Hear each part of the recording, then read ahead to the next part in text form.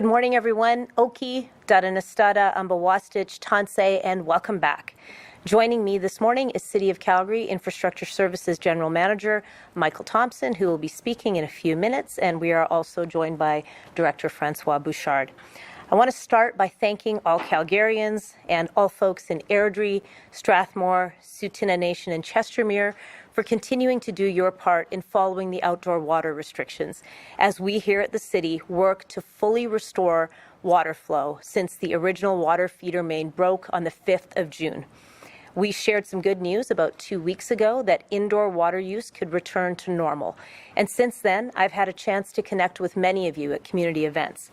It was an opportunity to hear directly from you what had happened in the last little while in your lives. So many of you were saying that you were happy to have done your part to save water, and you were grateful that I was able to plainly explain what had happened, why we needed to better care for our aging infrastructure, and the plan that I laid out to get us there, which included an independent incident review and strengthening of the budget to ensure that this does not happen again. However, as we moved into the second week of July and the rain disappeared and we were hit with a mighty heat wave, your understanding very quickly shifted to concern. I heard emotion in your voices. Many of you expressed frustration over what you perceived as lack of communication, the uncertainty about why it was taking so long to lift these restrictions, and what the risks were that we kept warning you about. And what could you actually do in stage 2 that you couldn't do in stage 3? When could you use a hose to water your garden or your lawn? When could irrigation companies get back to regular service? These were all important questions. I heard you. I had many of your concerns, and I took those forward to the team that was working on restoring water flow. I reminded the city team that regular updates were critical, and those were reinstated last Wednesday on the 10th of July. 2 days later, on Friday, July 12th, I reviewed the communication over the previous week, and it was evident that we needed to do more. There had not been enough clear information or thorough enough information. And recognizing the importance of transparency and timely information, I took some immediate action.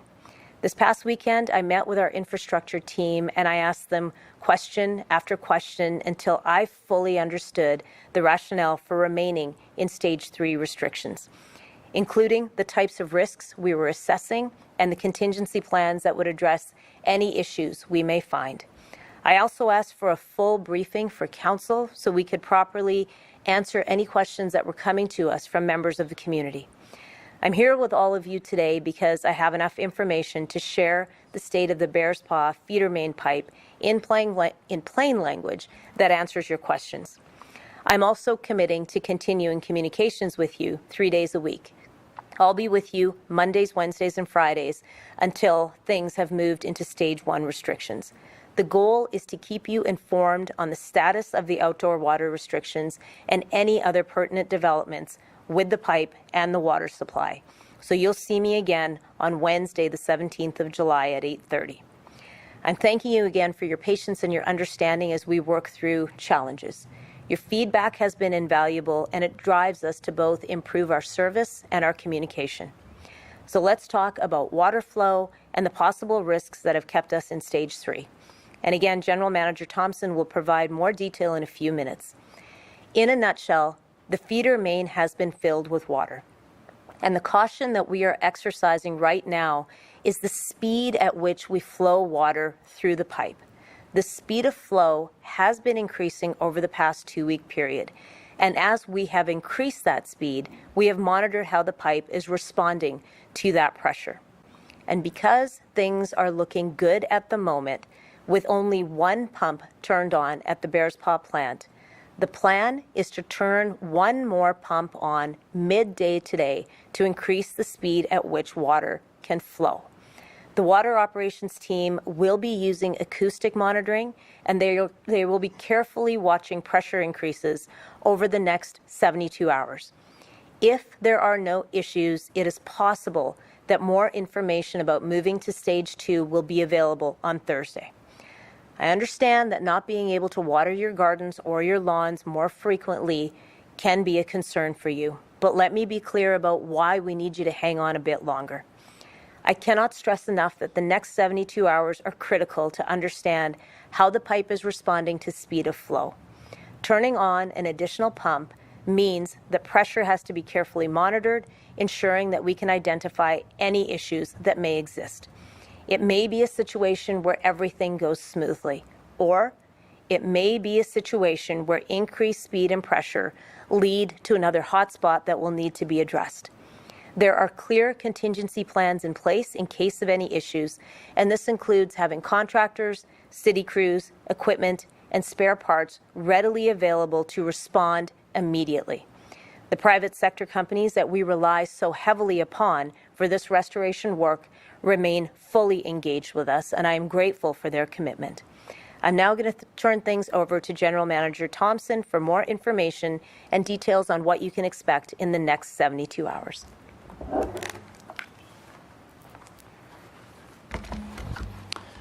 Good morning. We have an important update to share with you today.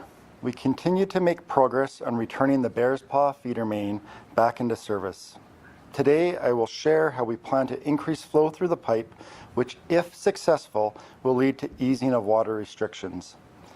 And as we've heard that the public wanted more information following the conclusion of our 2 o'clock media availabilities on July 6th.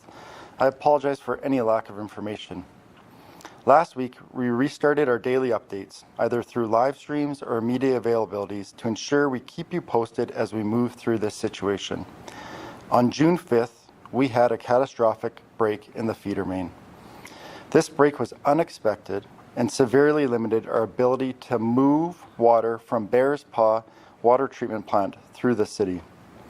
While the initial break was being repaired, we utilized a robotic inspection tool to identify 5 hotspots, which were areas of the pipe in such poor condition that they met our criteria for emergency repair before we could bring this pipe back into service.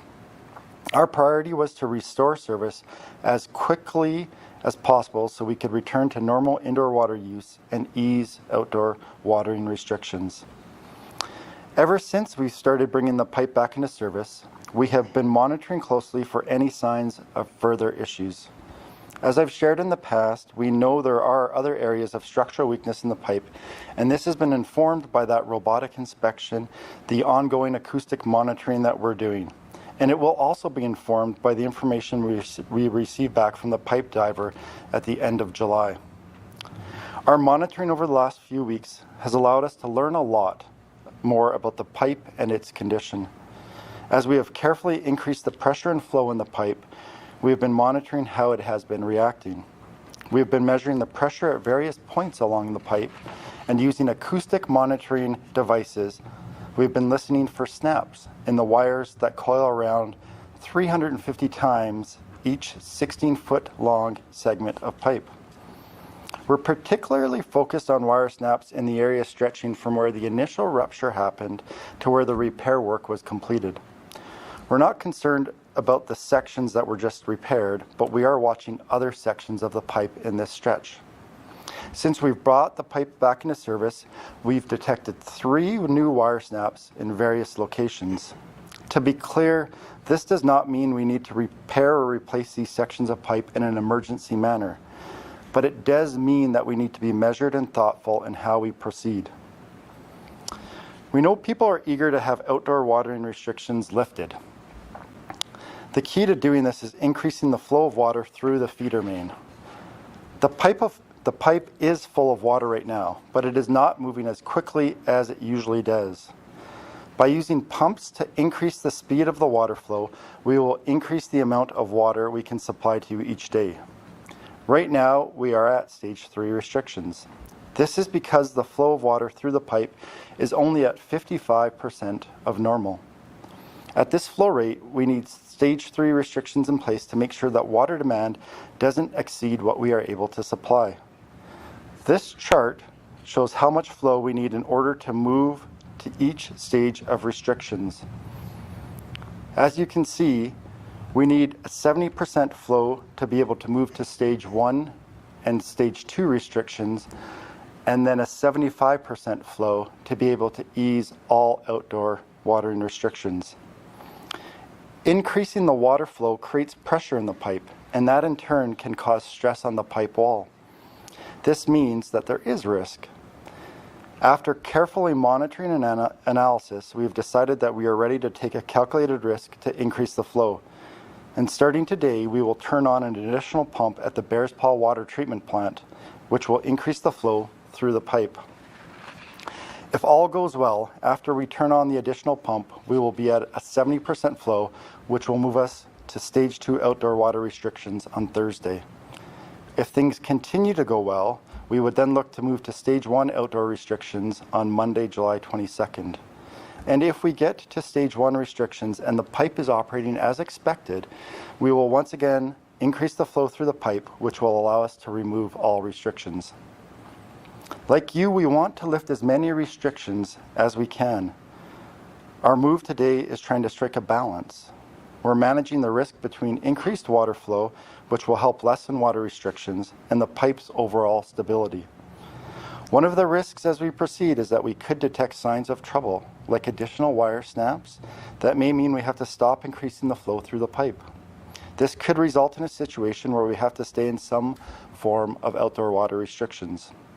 There's also a risk that we could have an additional failure in the pipe as we increase the flow. Given what we have heard, what we've just all been through, this may be a little alarming to hear. This is part of our calculated risk decision. After analysis, we think that the risk is low enough to move ahead with increasing the water flow. If a new break were to happen, we're ready to respond, as I've said before. We have materials available, contractors on standby, and we can rapidly respond to any situation that comes up. You may also be wondering what Stage 2 and Stage 1 outdoor watering restrictions would mean to you. As you can see from this image, moving from Stage 3 to Stage 2 restrictions would allow the following additional activities. Use of your sprinkler for up to 1 hour per week on a set watering schedule, and use of hoses with a spray nozzle. Stage 1 would mean use of our sprinkler for up to 2 hours a week. You may remember from 2 weeks ago that we used a device called a pipe diver, and you can see the picture here. This device was inserted into the pipe to conduct an inspection of the entire concrete pipe from the Bears Paw Water Treatment Plant to downtown. We are waiting for the results from that inspection and hope to have them by the end of July. We're in the process of installing a fiber optic monitoring system that will be completed in early August. This monitoring system will provide more detailed location information about future wire snaps. We're going to keep you updated as we progress with the installation of this system. As I've shared before, we know that there are additional areas of weakness within the pipe, and it will need a medium to long-term rehabilitation plan. We've started to develop options for what that might look like, and we will incorporate the additional information we're going to receive from the pipe diver at the end of July into that rehabilitation plan. Some options that we're looking in that plan include placing a liner inside the existing pipe, replacing additional segments of pipe which have lower structural capacity due to wire snaps, reinforcing exterior segments of the pipe, or installing a new pipe altogether. We're going to develop this plan in the next couple of months, and we'll be reporting back with more information when we have that available. We're committed to keeping you updated as our plan progresses.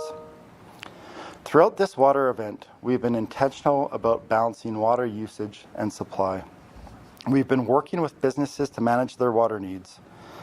We know that it has been a challenging situation, and managing through to this point has forced us to make a number of difficult decisions that have led to different impacts on you and on local businesses. I want to thank Calgarians for their assistance as we work through this together. We hope that by giving you a clear picture of our next steps and timing, you have some clarity for what the coming weeks will look like. As I've said before, we're not out of the woods yet.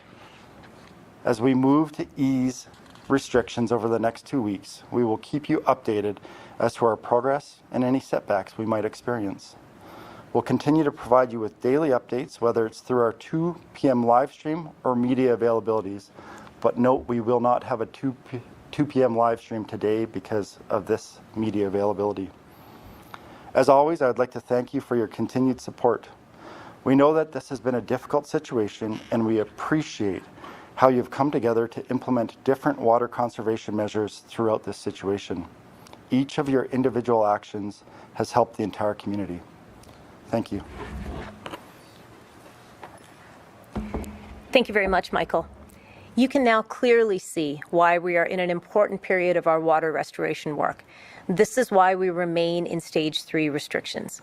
I am committed to making sure that all of you continue to receive regular information, and the Water Services team is committed to the same, and we continue to work closely with our third-party experts. At the same time that we are in this restoration phase, I know that Calgarians want and deserve answers to what went wrong and how we landed here. I called for a comprehensive third-party review of this incident, which I expect to cover exactly what happened to the pipe, to review the city's response to the water crisis, as well as the steps that were taken to fix the problem. As a council, we are presently working through those details to ensure that the review is fully arm's length and that it is independent. And I promise that we will get to the bottom of all of these issues. We need to make sure that this doesn't happen again.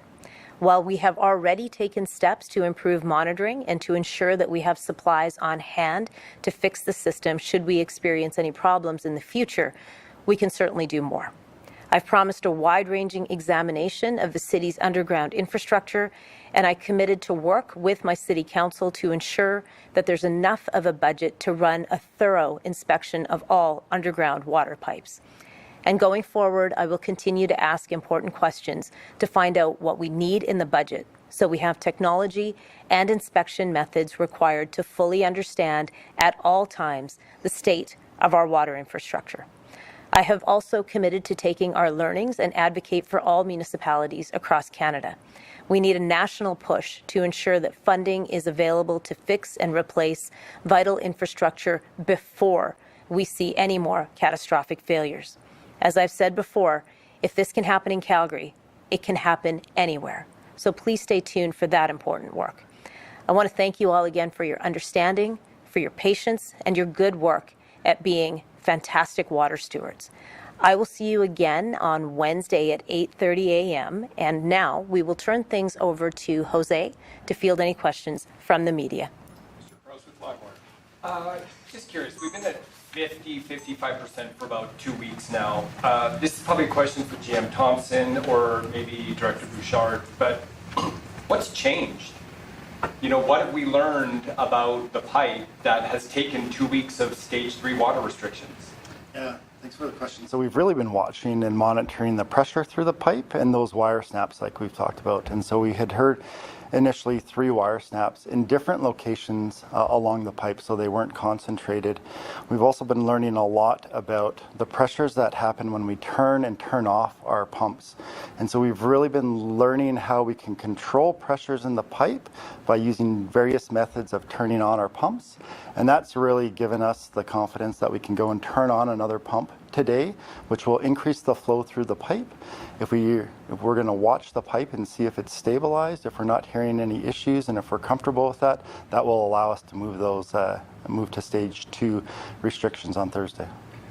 Is there, 15% jump, you know, you're going from 55 to 70. I imagine that it's probably not just an immediate jump, but I mean, is there any worry there that there's no middle ground? You're going to jump up to 70% right away. Like, is there a 60 in there that you could go to, or how does that work?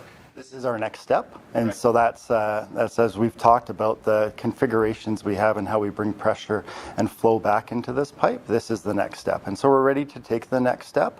But as you said, it is a big jump going from 55 to 70, and so that's why we've been cautious before we've done this. We've been monitoring the pipe.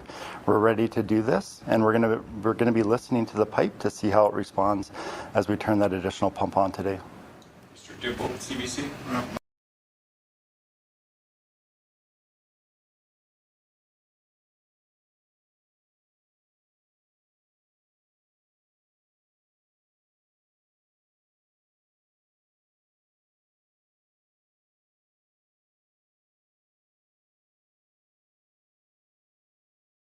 Of pumps.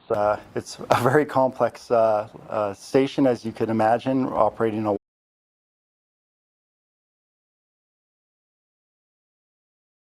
They have different speeds and different flows, and so it's all very complex. And so over the last couple of weeks, the engineers have really been working to figure out what that optimal combination of pumps is and how to turn those on to really limit the pressure that the pipe will see as the pump's turned on.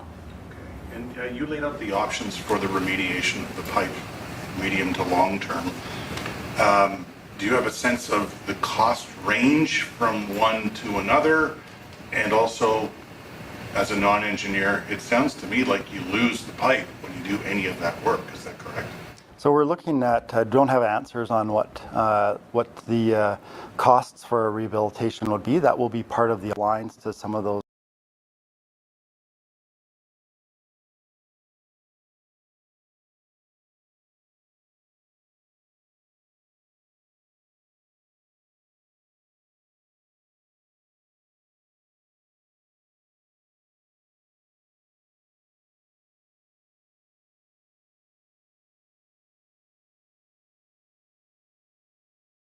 Going here, and will the communication from City Hall be within that scope of that review? So one of the things that we asked for as a council the first time that CAO Duckworth came to us with ideas on how to conduct an independent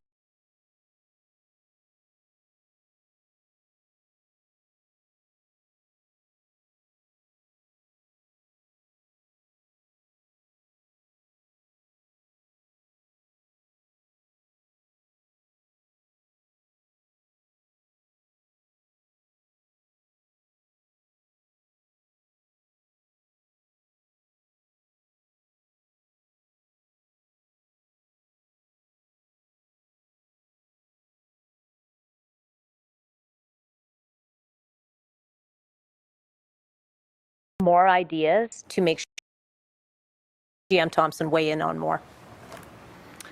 Thanks, Mayor. Yes, we've been talking about this with committee for a while now, and our water loss within our system is very similar to communities around Calgary. So we've talked about the water loss in other communities around Calgary, and the City of Calgary is very similar to that. But we have increased our inspection of our system. This year we'll be doing over 1,000 kilometers, inspecting over 1,000 kilometers of pipe to look for leaks, and we're out fixing and repairing leaks right now. We have over 5,500 kilometers, or sorry, over 5,000 kilometers of pipe across our network. If you go to calgary.ca, you can go to the FAQ site for the water feeder main break, and you'll see the breakdown per pipe type of the material that we have in over 5,000 kilometers of pipe across the city. Depati with CTV. I've been seeing the water trucks going around, watering the plants and the trees. You know, how is the city managing that, and how difficult is that when the temperatures rise like we're seeing this week? I think when you look at water demand, again, if you look at a daily basis, we're posting what the water demand is, and you've seen a spike in water demand as this last heat wave came, and then you've seen the water demand drop off as the temperatures cooled down. And so obviously there's a correlation that we've always known and that we know between temperature and water